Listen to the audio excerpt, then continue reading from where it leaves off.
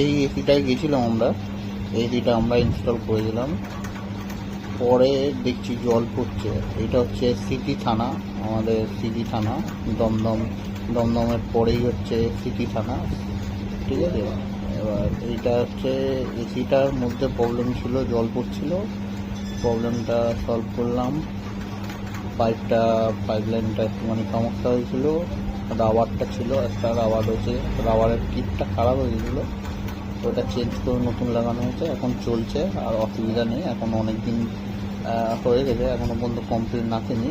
ভিডিওটা অনেক দিন আগে করেছিলাম। এর ভিতরে আমরা কাজ করলাম, সিটি থানার ভিতরে জল পড়ছিল, ঠিক করে দিয়েছি, প্রবলেম সলভ।